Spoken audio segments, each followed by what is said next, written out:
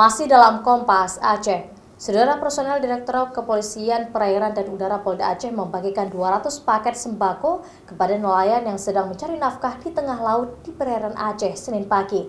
Bantuan sembako ini disalurkan untuk meringankan beban ekonomi nelayan selama pandemi virus corona melanda Aceh.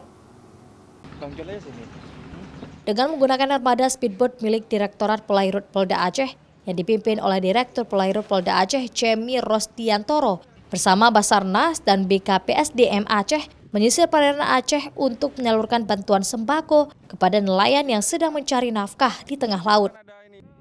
Sebanyak 200 paket sembako disalurkan langsung kepada nelayan yang ditemui di tengah laut. Paket sembako yang diberikan berupa beras, minyak goreng, gula, dan jenis sembako lainnya. Kita juga membagikan masker di laut, di nelayan yang kita ketemu di laut kita bagikan masker, bongkar muat, yang tukang angkut beca, tukang pikul ikan, pikul es, nelayan mancing yang kecil, yang buat tap-tap, yang modalnya cuma bensin 1 liter. Tetapi kalau yang nelayan besar yang ada tokenya, kita cuma memberikan masker saja sama himbauan. Bantuan ini diberikan untuk meringankan beban ekonomi nelayan selama pandemi COVID-19 di Aceh.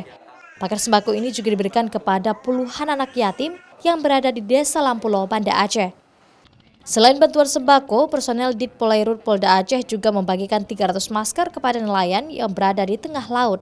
Sehingga saat tiba di darat, mereka menggunakan masker sesuai anjuran Wali Kota Banda Aceh. Dit Polairut juga terus melakukan sosialisasi kepada masyarakat di desa nelayan ini agar menggunakan masker saat berada di luar rumah dan menjaga jarak saat beraktivitas baik di tengah laut maupun di daratan. Sebelumnya setiap kapal nelayan yang bersandar di dermaga Lampulo ini juga disemprot disinfektan untuk antisipasi mencegah penyebaran COVID-19 di kehidupan nelayan. Nova Misdayanti, Kompas TV, Banda Aceh.